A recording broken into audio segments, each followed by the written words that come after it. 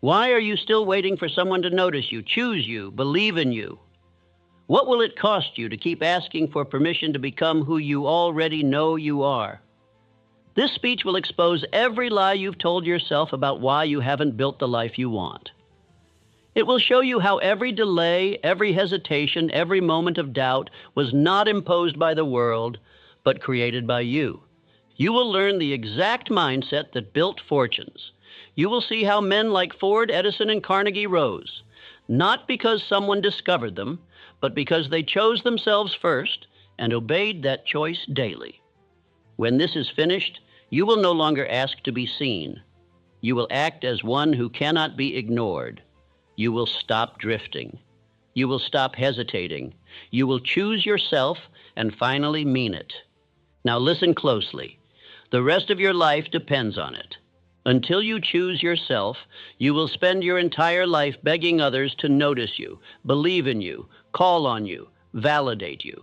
But life does not reward the one who waits. It rewards the one who declares. No king was crowned by committee.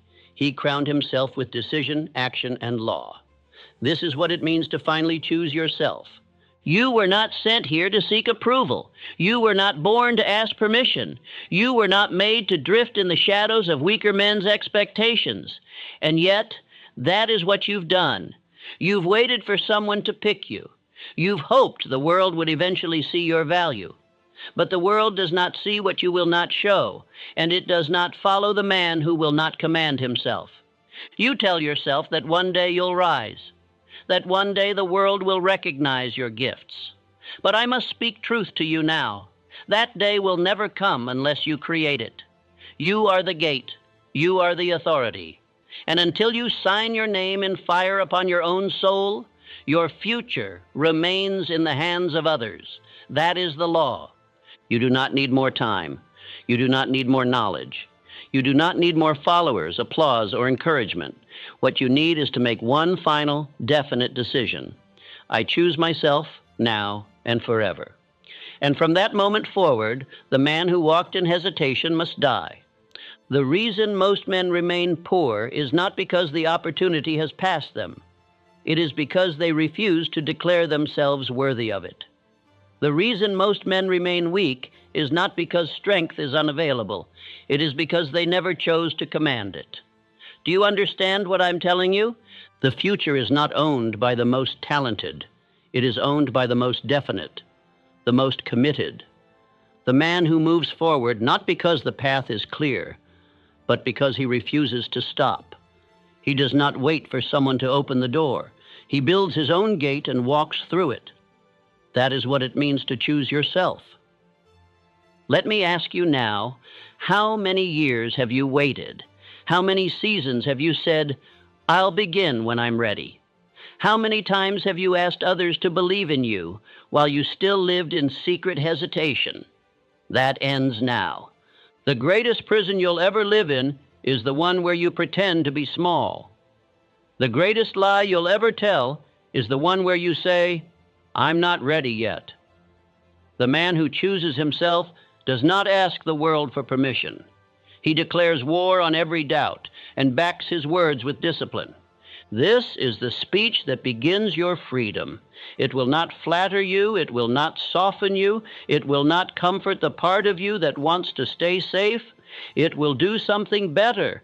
It will burn away the false you. It will reveal the version of you that is not waiting, not apologizing, not drifting, but building. You are going to hear the truth you've avoided. You are going to hear why you have not become what you know you could be. And you're going to learn what happens, what truly happens when a man finally decides that he is no longer for sale, no longer on hold, no longer sleeping on his purpose. There are 9 laws I will give you, 9 doors you must walk through. Each one is built on fire. Each one will require that you abandon your excuses, face your reflection, and become the authority in your own life. This is not for the faint of heart, but you did not come this far to stay weak. Write this now. I am the one I've been waiting for. Again, I crown myself through action. Again, my law begins with my decision. Say it aloud. Write it in blood on the page of your discipline. And now we begin the first law. You were not born with command. You were not born with clarity, conviction, or power.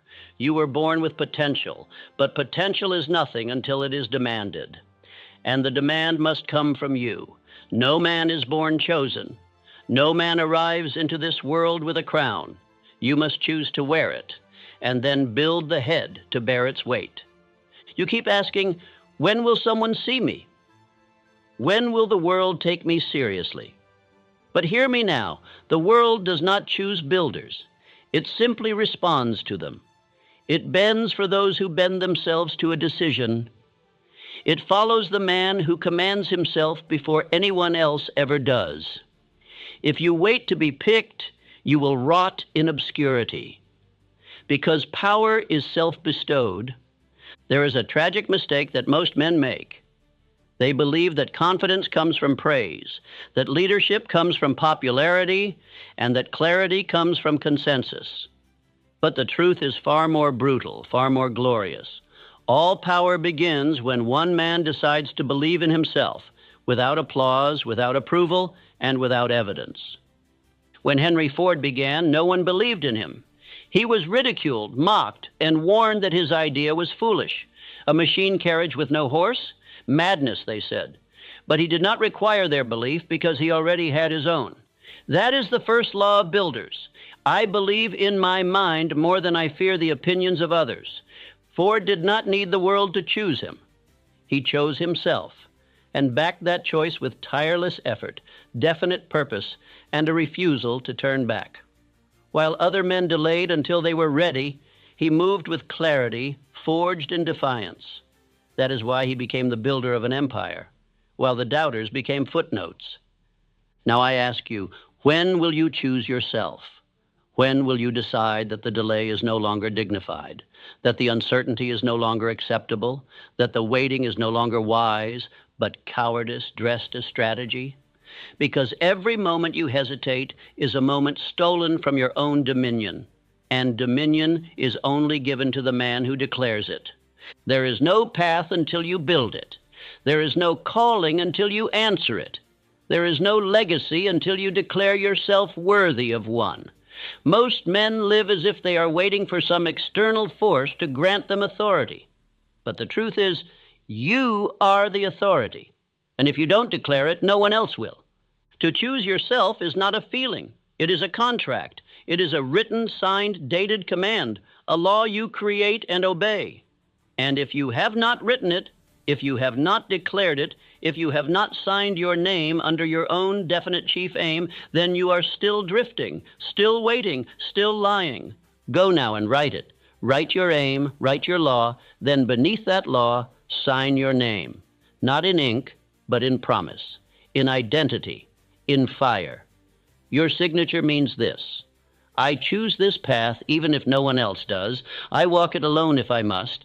I obey the vision, not the world. You say you want purpose. You say you want freedom. You say you want to change your life. But you cannot have these things if you do not first choose yourself, not as a passing emotion, but as a binding oath. That oath is not to be broken. That oath is what separates the drifter from the builder, the beggar from the king. Understand this: every great man you admire did not begin great. He began alone, in doubt, in obscurity. But what made him powerful was not applause, it was decision, a private decision that he was no longer available for mediocrity, that he was no longer willing to betray himself for the comfort of others. Think of Abraham Lincoln, mocked and belittled in his early years. He lost more elections than he won. He suffered publicly. He grieved privately. But he still carried the burden of leadership, not because others believed in him, but because he believed in his cause. That is what it means to choose yourself. It is not self-centered. It is soul-centered. It is a man saying, I will carry this, even if I am doubted, even if I am hated, even if I am alone. I will carry this because I must, because I choose it. That is your task now. That is the first law. Do not wait to be appointed. Appoint yourself. Now hear me clearly. From this day forward, If you wait for anyone to give you permission, you have broken the law of self-choice. From this day forward, if you downplay your dream in order to be accepted, you have surrendered your own throne. From this day forward, you speak and act and walk as the one who has already chosen himself. You are not asking to be accepted. You are building a life that makes acceptance irrelevant. You are not waiting to be invited. You are walking through the door with command in your step. You are not begging to be seen. You are living in such obedience to your purpose that your results cannot be ignored.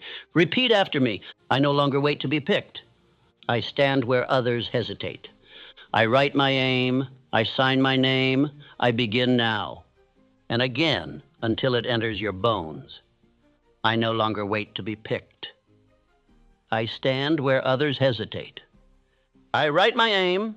I sign my name. I begin now. Now go. And build your aim with such fury that the world forgets it ever doubted you. You are not here to be chosen. You are here to choose yourself. You believe others are the reason you have not begun. You tell yourself you need more support, more encouragement, more recognition, more belief from them. But I tell you now with divine certainty, no man ever receives from others what he has not first given himself. Approval is not granted. It is first claimed in silence. Every time you wait to feel seen, to feel validated, to feel ready, you are betraying the one man who can build your future, yourself. You do not lack favor. You lack decision. You do not lack talent. You lack ownership. And until you give yourself the authority you've been begging others to give, you will walk this earth like a ghost with a golden heart, unrecognized, unused, undone. Let me tell you a truth that will either break your illusion or build your foundation. The world reflects what you radiate.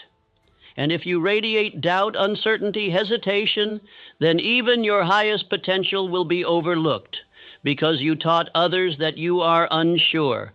And no one follows a man unsure of himself. Charles Schwab was not handed his position. He demanded it, not through arrogance, but through belief so consistent it became unshakable. He took responsibility beyond his pay grade. He acted with clarity before he had title. And what followed? Men followed him, because he had already followed himself.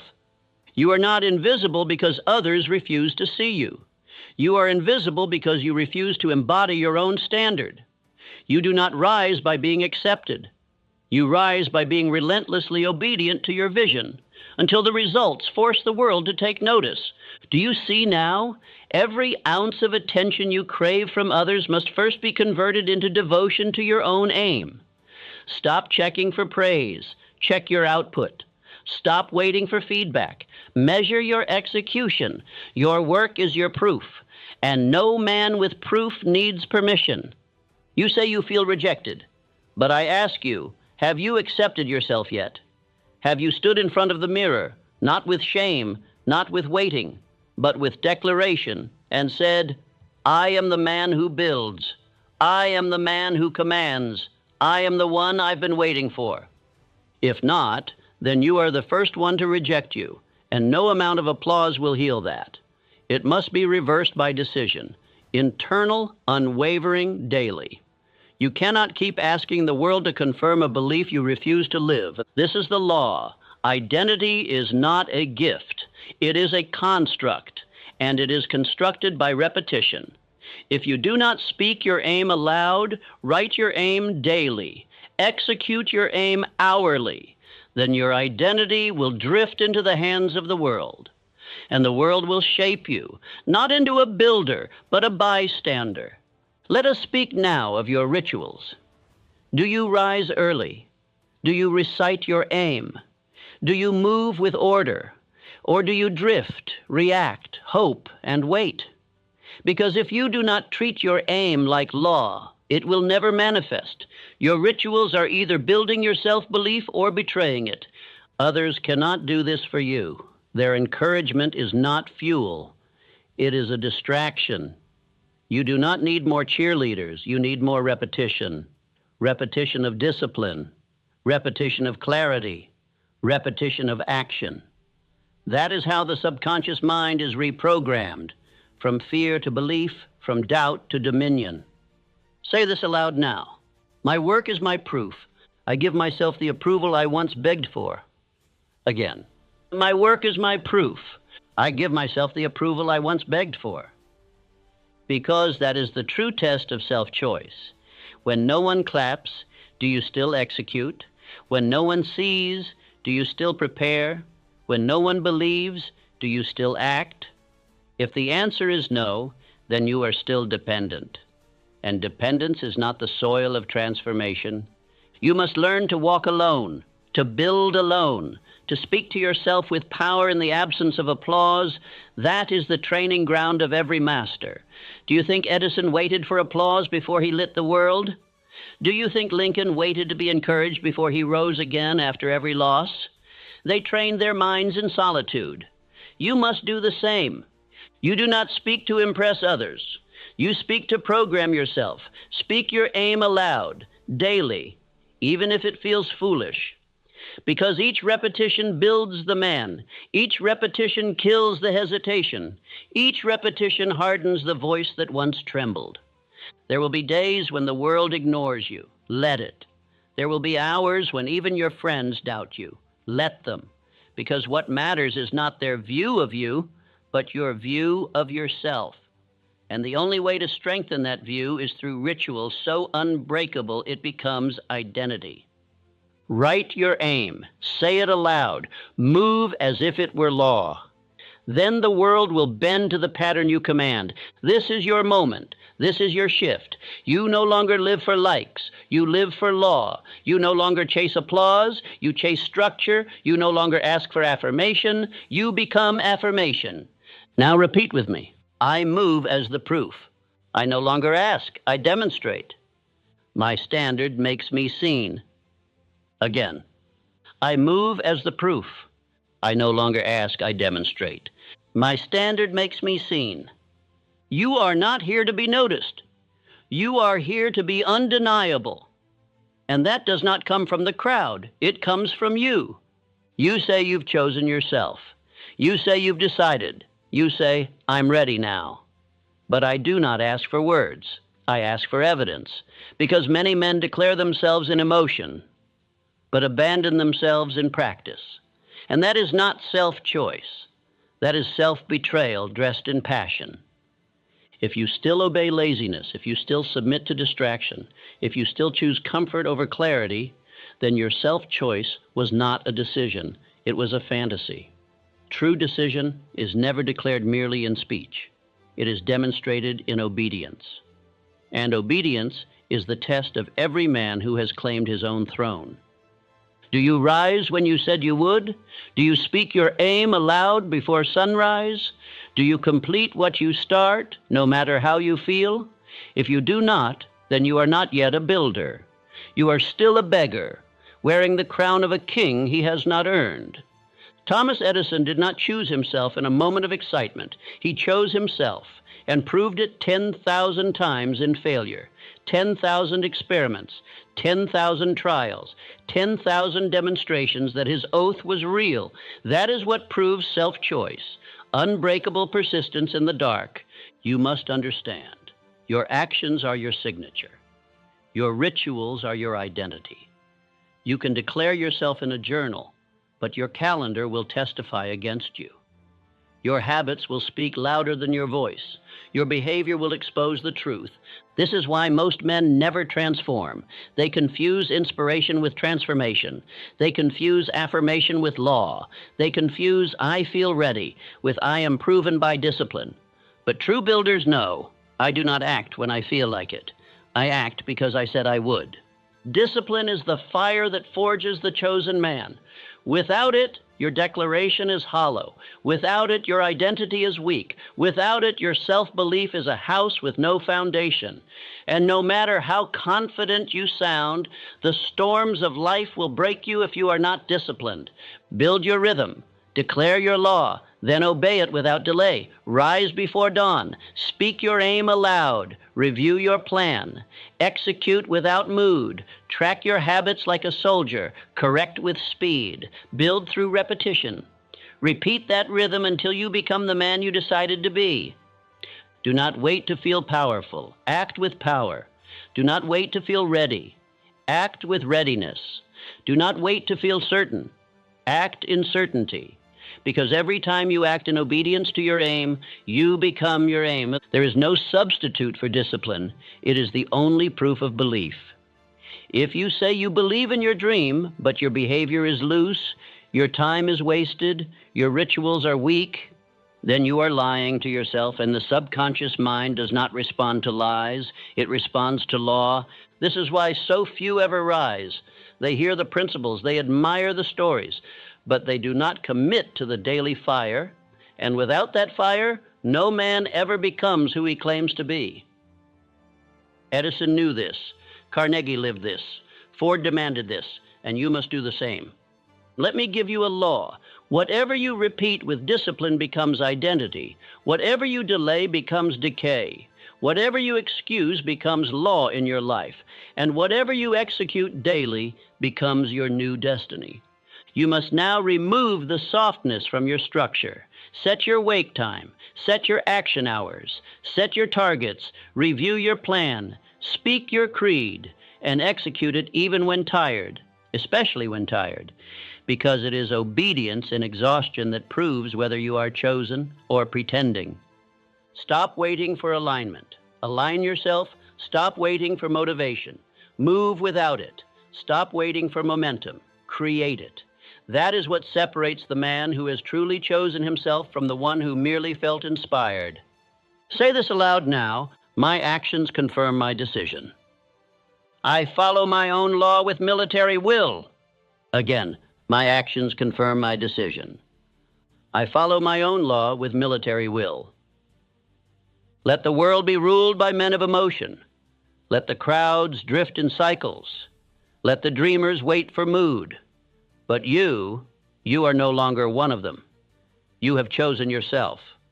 And that choice must be proven in obedience. You do not need another plan. You need practice. You do not need another affirmation. You need alignment. You do not need more motivation. You need mastery over your time, your attention, your energy. That is discipline. That is power. That is self-choice in action.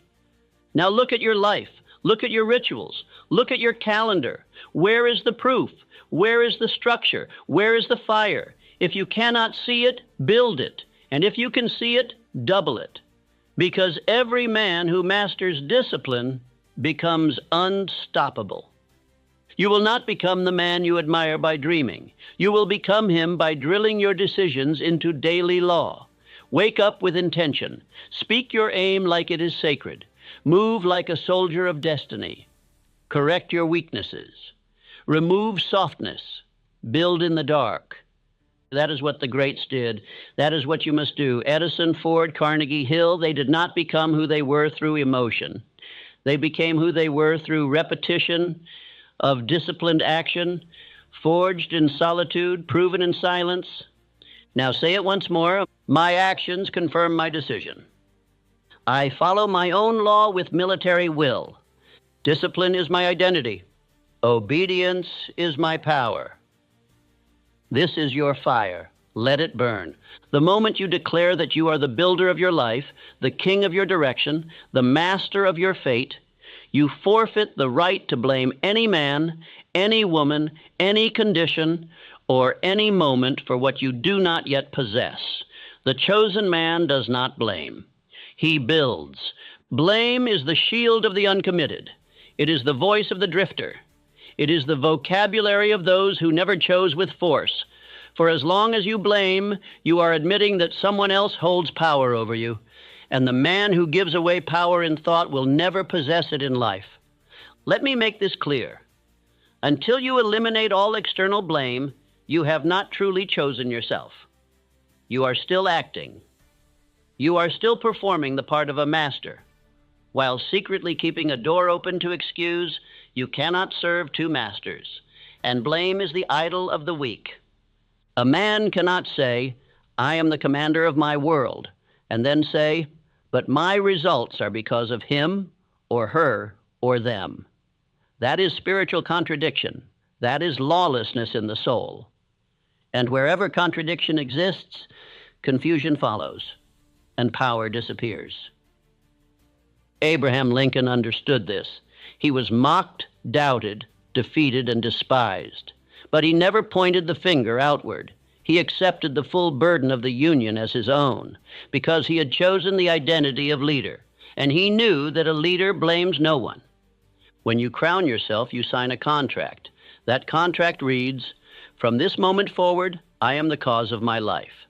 And every result, whether wealth or weakness, glory or failure, is mine to own. If I fail, I correct. If I fall, I rise. If I lack, I build. If I lose, I learn. This is the high cost of self-choice. You will no longer have the comfort of blame. You will no longer have the excuse of environment, the scapegoat of upbringing, or the seduction of sympathy. The world will offer you these comforts, but you must burn them, for they are chains.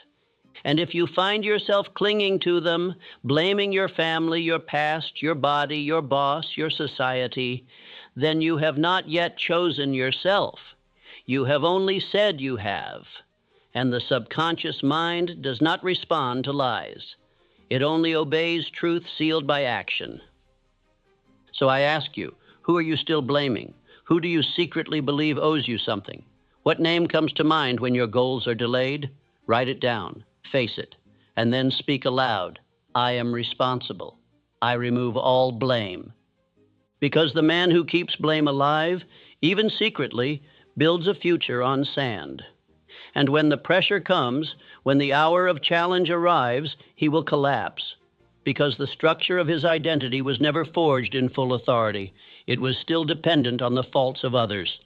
Your next level is hidden behind the door of responsibility. That is where freedom lives. That is where your full potential awakens. That is where the chains break, not because someone frees you, but because you decide, I am the only builder here. Audit your results. Everyone. The money you have, the strength you carry, the skill you've sharpened or not. Each result is your teacher. It is not punishment. It is measurement. And if the result is not what you want, then change the pattern, not the blame. Say this aloud now. I am the source of my results. I do not blame, I build. Responsibility is my freedom. Again, I am the source of my results. I do not blame, I build. Responsibility is my freedom. Understand this. Blame is emotional slavery, but responsibility is emotional sovereignty. The moment you say, I am the cause, you also become the solution. The moment you say, it's on me, you become free to move, free to correct, free to accelerate. The world is filled with men who blame. Their voices are loud, their excuses are poetic, their reasons are endless, but their results are hollow. Do not join them. Separate yourself. Build your name on law. Speak only what empowers. Stand only on truth. Own every moment. Edison did not blame the darkness. He built the light. Ford did not blame the limitations. He built through them. Carnegie did not blame poverty. He converted it into power. And Hill, when left without answers, created his own. That is what chosen men do. Now look at your life. Look at your decisions. Look at your results. Where have you made excuses? Where have you surrendered your authority? Where have you softened the truth with story? Go there, face it, and then rewrite it with action. Say it again with full voice. I am the source of my results. I do not blame. I build. Responsibility is my freedom. This is the fourth seal of self-choice. Burn the crutch of blame and walk in your own power. If you have truly chosen yourself, you must now face the next test. And it is not applause. It is not recognition. It is isolation. Because the man who walks in his own law must often walk alone. Power is not born in crowds. It is built in the silence where only your decision can echo. Most men cannot hear themselves because they are surrounded by noise, by opinion, by praise, by distraction. They confuse attention with confirmation and company with strength. But I tell you now, if your identity requires approval, it is not identity. It is dependency masquerading as confidence. The builder must step away. He must retreat into silence, not to escape, but to hear the command of his own decision, to rehearse his definite chief aim with no audience, to remember that no transformation has ever come from applause. It came from alignment. Henry Ford understood this. He took long, solitary walks, not because he was antisocial, but because he needed to listen to problems deeply. And in those walks, answers came. His own mind became his counsel. And that is the sign of the chosen man. He listens to his own counsel above all. Napoleon Hill wrote his most powerful work not surrounded by fanfare, but in seasons of sacred solitude. I wrote because I was called, not because someone handed me a stage. And I tell you now, every man who has built anything eternal has passed through the wilderness of separation. You must now create a chamber of silence, 1 hour, 1 room, 1 notebook. And in that chamber, you must write your law, declare your identity, review your action, and rehearse the voice that built you.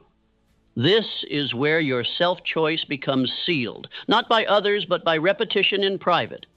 Beware the man who always needs to be seen. He is not building, he is performing.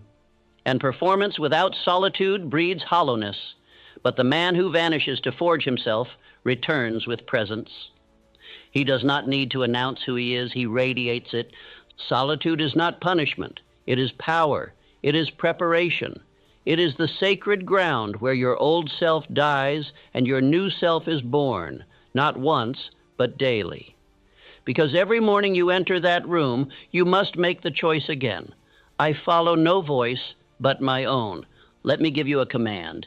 If you do not yet have this space, build it today. A physical place where no phone rings, no screen flashes, no opinion enters. Just you, your creed, and your command.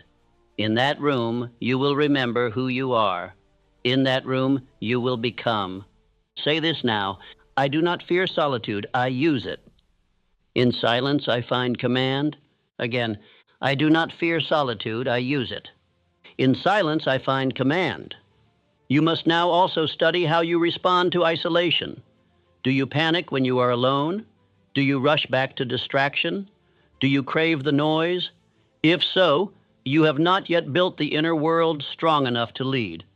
And leadership begins with leading your own mind. Andrew Carnegie built an empire, but he did not do it in public first. He did it in the laboratory of private decisions, refined over time.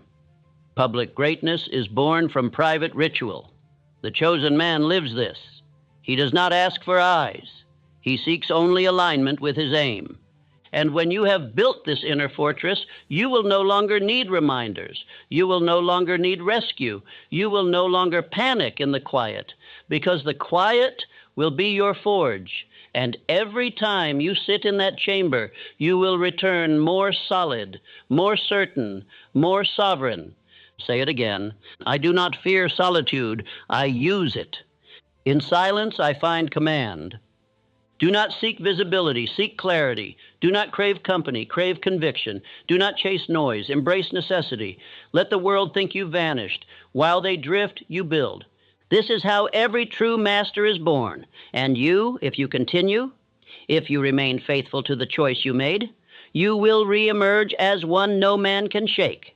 If you have truly chosen yourself, then you must prepare for battle, not with the world, not with circumstance, not with critics, but with the former version of you, that weaker self who doubted, who delayed, who craved softness and feared solitude. That self must die, not once, but daily. There is no elevation without execution, and there is no transformation without the death of comfort. Every morning that you rise, the old voice will greet you. It will speak in the language of later, of ease, of I've done enough. And your job, as the chosen man, is to kill it.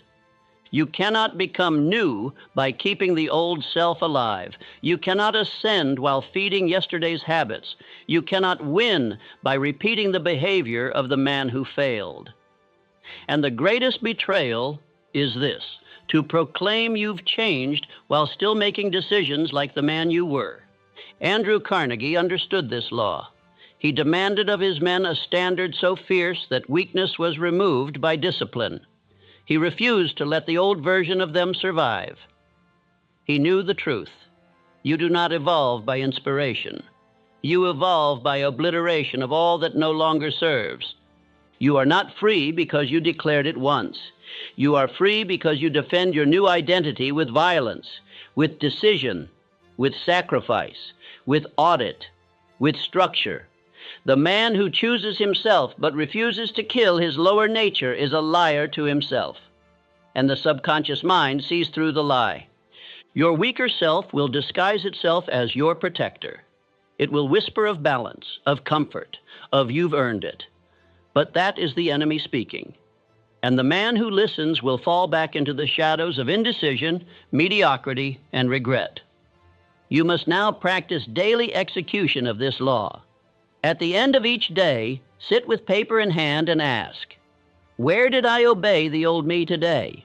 Write it, name it, confront it, and declare the new action that must replace it. This is not journaling. It is war. If you do not confront the drift, it multiplies. If you do not track the enemy, it disguises itself. If you do not record your betrayal, you will repeat it. And the man who repeats yesterday becomes yesterday. But the man who corrects it becomes untouchable. Say this now. The old self dies today. I serve the vision, not the voice of comfort. Again, the old self dies today. I serve the vision, not the voice of comfort. Each day is not a new opportunity. It is a battlefield. And on that field, only one version of you survives, the man you were or the man you are becoming. You must choose. And that choice is not made with feeling. It is made with habit, schedule, structure, and follow-through. Look at your routine. Who does it serve? The man of yesterday, or the man you have chosen to become. Audit your behavior without emotion. Audit your language, your pace, your posture, your tone. Everything you do is either loyalty to the past or alignment with the future. Thomas Edison did not invent by being inspired. He invented because he did not quit. That is the secret. He moved when tired. He moved when ridiculed. He moved when failure stared him down, because he had chosen his identity once and backed it with 10,000 daily deaths of doubt. You do not need to feel ready. You do not need to feel powerful. You only need to be loyal to the man you are building. And loyalty is not proven by emotion. It is proven by execution when no one is watching, especially when the weaker voice inside begs for escape.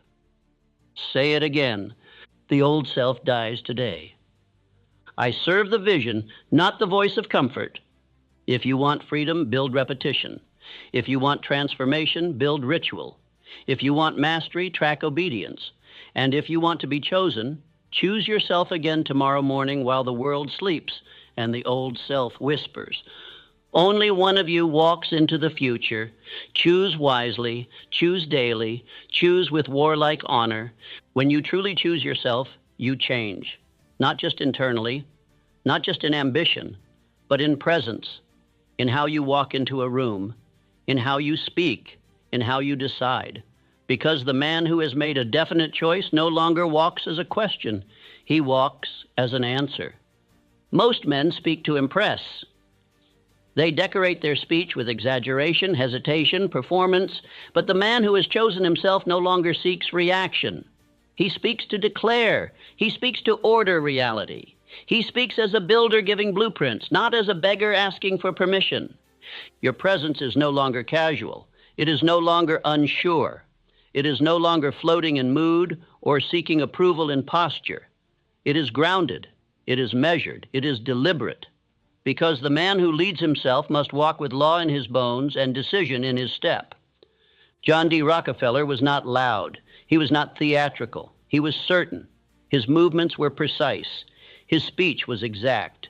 His decisions carried the full weight of inner government because he had done the silent work. He had chosen himself and ruled from within. This is your next test. Study your walk. Study your tone. Study your decisions. Do they reflect the identity you declared, or do they still carry the hesitation of a man waiting for others to approve? There must be no apology in your posture. There must be no softness in your schedule. There must be no confusion in your tone, because the man who chooses himself and still lives like the old self is deceiving the subconscious mind, and the subconscious will not obey deception. Say this aloud. I speak as a builder. I walk as one who has chosen his role. Again, I speak as a builder. I walk as one who has chosen his role. Decision sharpens your speech. It sharpens your habits. It sharpens your vision. When you walk into a room, you do not absorb its energy. You command it, not by domination, but by clarity. You know who you are. You know why you are there. You are not there to blend. You are there to build. Every sentence must reflect identity. Every silence must reflect authority. Every movement must be born from choice, not chance. This is how the inner man becomes visible, not by explaining who he is, but by being who he is without compromise. This transformation is not decoration. It is not charm. It is not popularity. It is structure.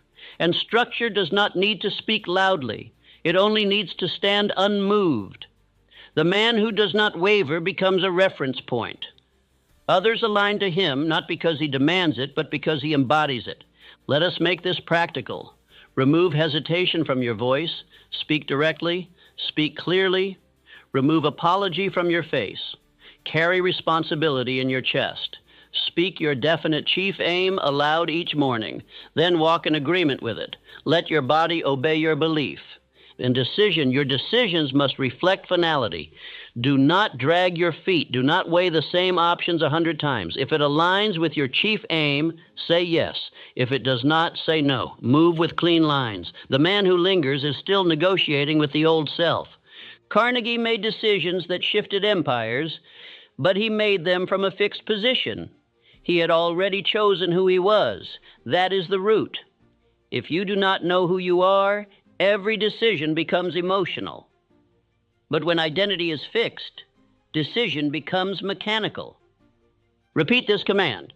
My speech reflects law. My movement reflects clarity. My decisions reflect command. This is how you build the visible throne of the inner king, not with performance, but with precision. The world does not follow noise. It follows structure. It follows certainty. And that certainty must radiate from your very presence. And say it again. I speak as a builder. I walk as one who has chosen his role. And now you must enforce it. Every time you slouch, you apologize to the old self. Stand up. Every time you hesitate, you betray your own law. Decide. Every time you speak vaguely, you confuse your mind. Be clear. The world is not confused. It is waiting for the man who will no longer shrink, stutter, or surrender. And that man must be you. Walk in the law you wrote. Speak from the identity you built. And never again ask the world for validation. You have chosen yourself. Let your entire presence prove it. There are men with truth on their side who die unknown. There are men with brilliance who remain invisible. There are men with plans, virtue, and purpose who are passed by every hour. Why? Because truth is not enough. Purpose is not enough. Only force moves the world. You believe you are ready because you are right, because your idea is good, because your intention is pure. But the world does not bend to intention. It bends to conviction, repetition, and force of identity. You must not only possess the truth, you must declare it, insist on it, enforce it. Many men were more intelligent than Edison, more knowledgeable, more respected. But Edison insisted. He did not try. He did not ask. He commanded the unseen to become seen. He wrote his aim in the invisible and backed it with faith, action, and persistence until reality had no choice but to obey. This is the law. You do not attract success by being worthy. You attract it by being definite. Definite in aim, definite in repetition, definite in movement.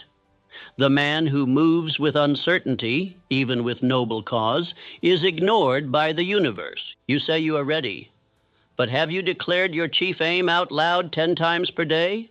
Have you written it each morning before the world wakes? Have you scheduled your day around it? Have you moved in rhythm so exact that even nature must respond?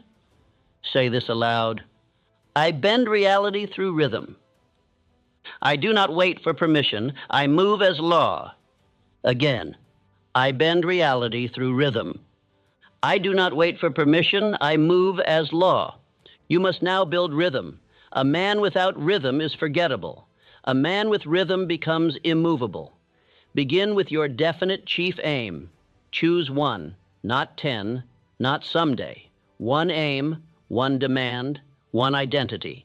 And every thought, every step, every word must align or be removed. Write your aim now. Do not write it as a hope. Write it as a command, a spiritual order to your mind, your day, your destiny, and beneath it, sign your name. That signature is your crown, your law, your proof of belief. From this moment forward, speak it aloud 10 times per day, not with emotion, but with structure, with will, with fire. This is not an incantation, it is alignment, it is rhythm. And what you say aloud, the subconscious begins to obey. And what the subconscious obeys, the world begins to reflect. Ford did not ask for the automobile industry to approve him.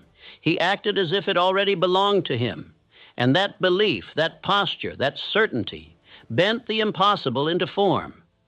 The world could not resist him because he no longer resisted himself. And you must do the same. Act as if it is already yours. Walk as if it cannot fail. Plan as if it is written in eternal law. Because once you move in this manner, the world no longer asks if you are worthy. It moves to accommodate your clarity. But remember, this power only belongs to the man who has chosen with force, not with wish, not with performance, not with excitement, but with daily proof of belief. The man who speaks without acting weakens his own mind. But the man who repeats action without doubt builds empires. Say it again. I bend reality through rhythm. I do not wait for permission. I move as law. Now look at your life. Where is your rhythm? Where is your declaration? Where is your structure? If it does not exist, your power does not yet exist. And if you delay, you will become the servant of the man who did not. The world is not against you. It is waiting for you to choose yourself with such violent clarity that no one can deny it. You do not need agreement. You need alignment. You do not need inspiration. You need repetition. You do not need permission. You need decision backed by law.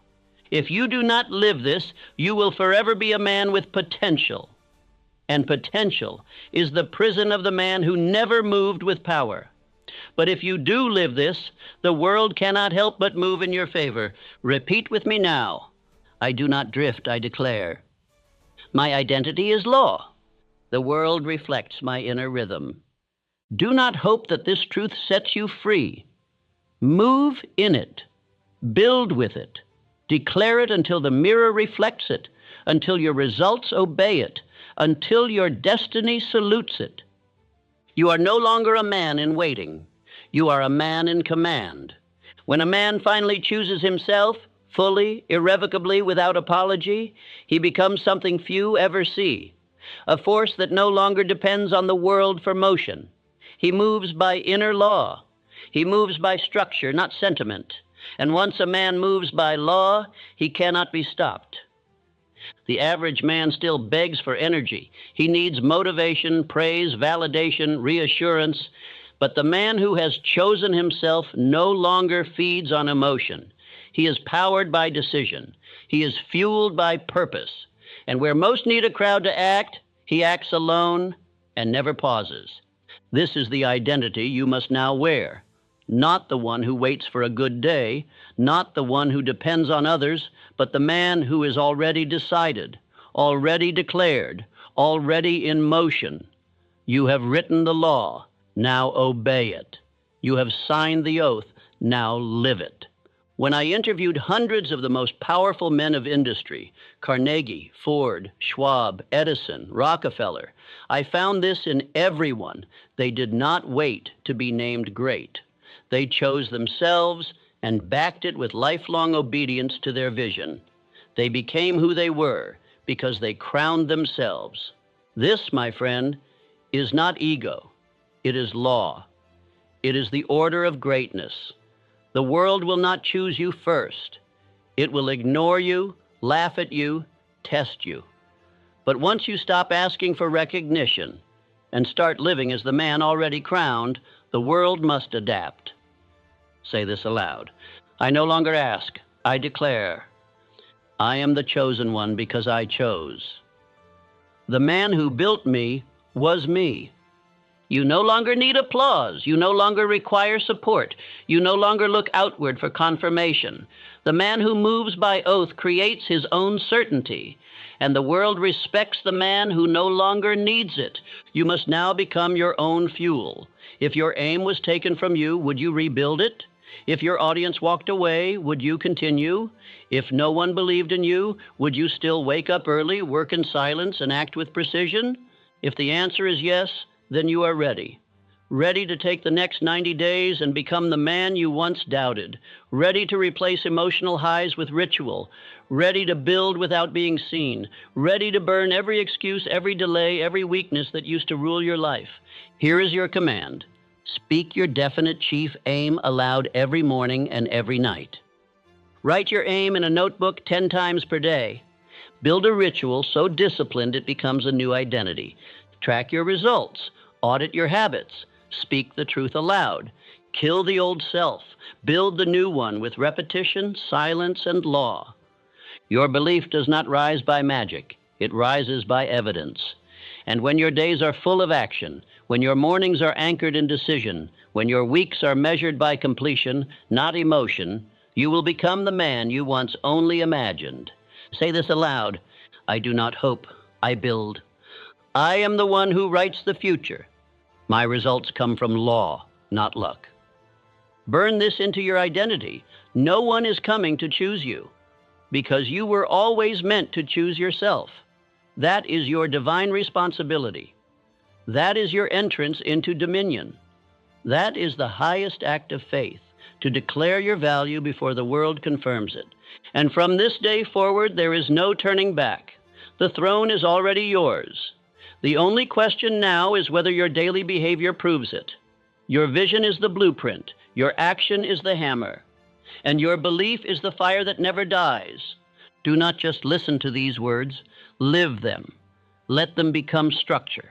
Let them become speech. Let them become you. Because the man who chooses himself daily becomes unstoppable, not by emotion, but by law. You are the builder. You are the architect.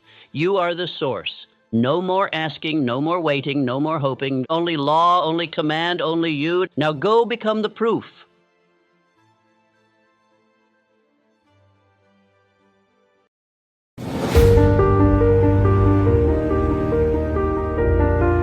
One of the most unsettling yet ultimately liberating experiences a person can go through is the moment when the truth is finally revealed. When you are entangled with a narcissist, you are, in a very real sense, living inside a carefully constructed illusion, one built on manipulation, deception, and false narratives. Narcissists, by their very nature, are masters of distortion. They operate in a world where truth is subjective, where reality bends to their will, and where their victims are forced to question their own perceptions. This is not merely a psychological game. It is a deeply spiritual battle, one in which confusion is the weapon and control is the goal. But here is what happens, and it happens over and over again. God steps in and exposes the deception. He does not allow his children to remain in bondage forever. Truth is one of the fundamental pillars of the divine order. It is written that you shall know the truth, and the truth shall set you free. Yet, freedom is not always an easy road. The revelation of truth is often painful before it is liberating. At first, when God begins removing the veil, it can feel overwhelming. It's like being in a dark room for years and suddenly stepping into the sunlight. The light is blinding at first, but in time it allows you to see clearly. You start recognizing the patterns of manipulation that you once ignored. You see how conversations were always twisted, how your emotions were used against you, how guilt and obligation were leveraged to keep you in line. You realize that the moments of affection or kindness were not genuine, but part of a cycle of control, designed to keep you trapped, second-guessing yourself, forever seeking their approval. And here's where God's intervention is so critical. When the truth is revealed, it forces a decision. You can no longer remain in ignorance. You either accept the reality of what has been exposed, or you try to retreat back into the illusion. And this is where many struggle, because the truth, while ultimately freeing, demands change. It requires you to reorient your thinking, to dismantle the false beliefs that were implanted by the narcissist, and to stand firm in a reality that may feel foreign at first.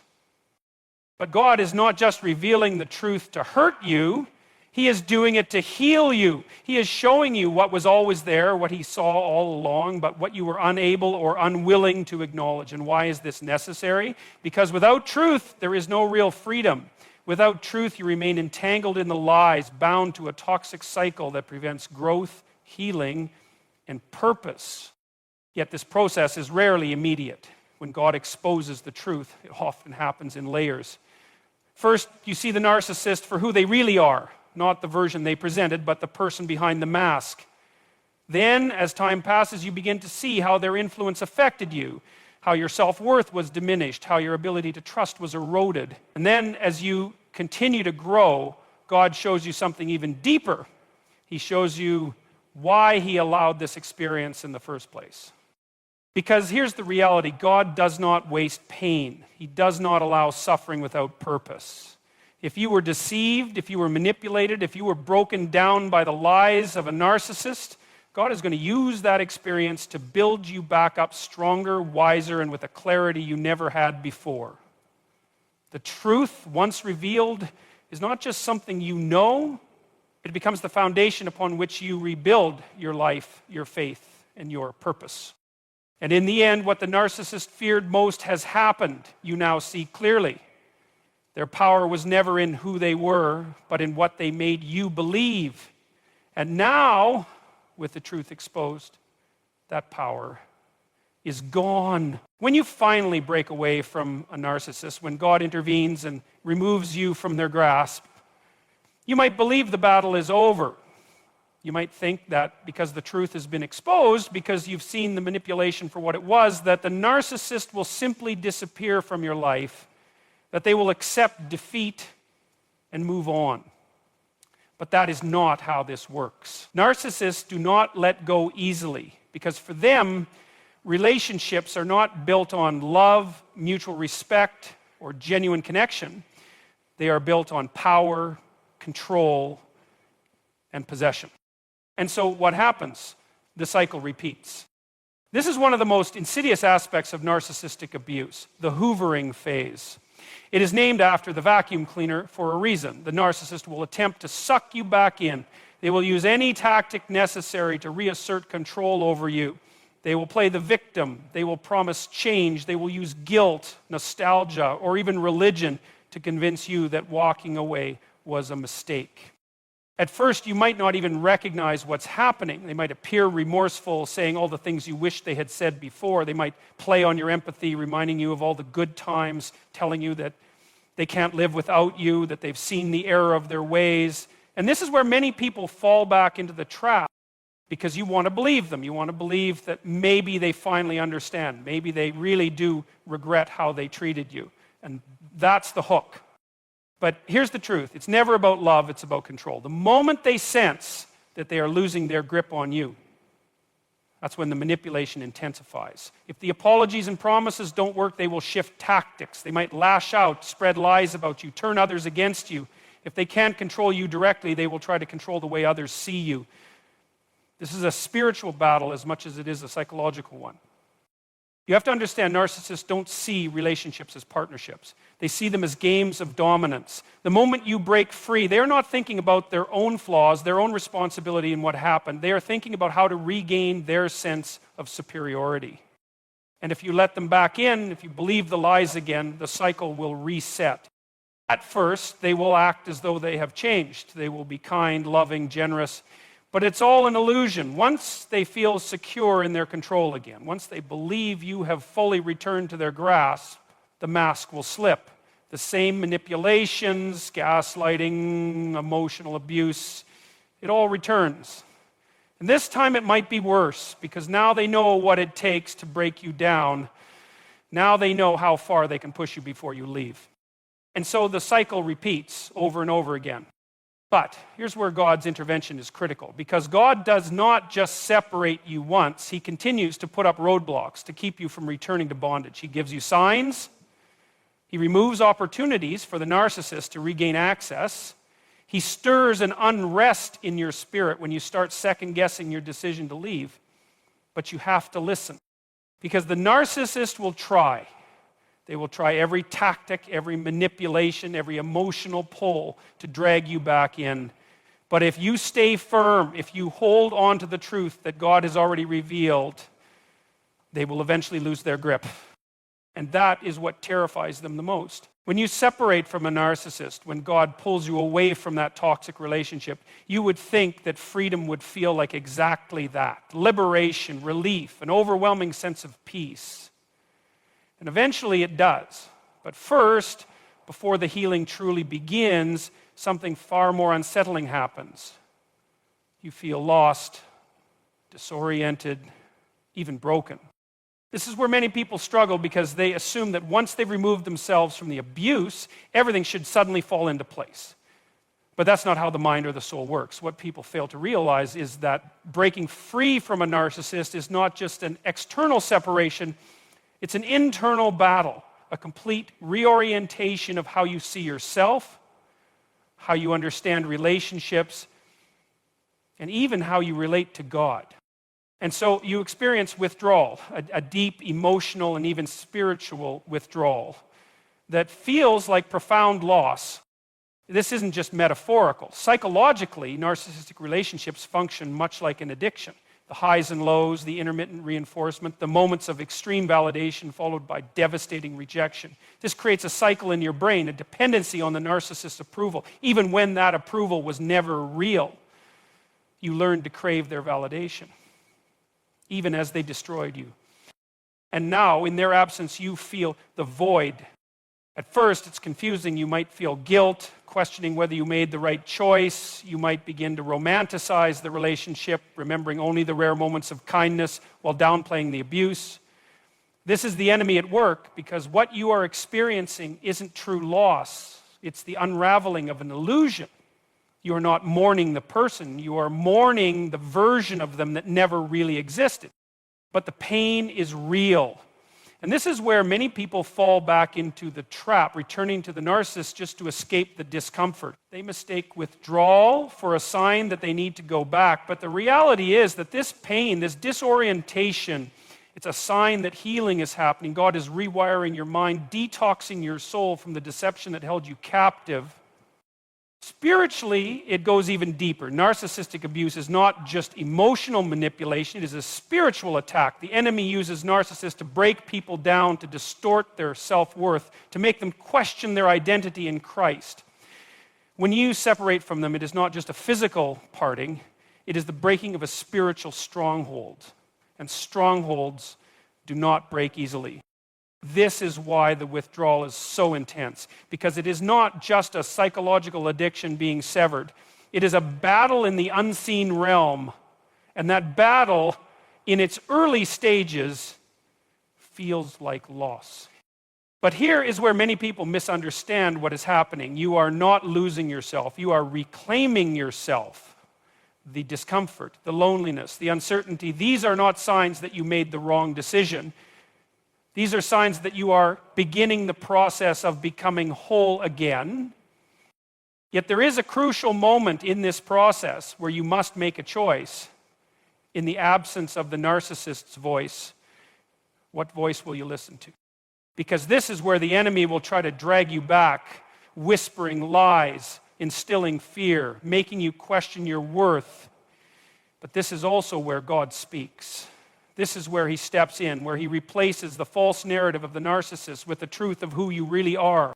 But that truth can only take root if you are willing to endure the withdrawal, to sit in the discomfort, to let the old lies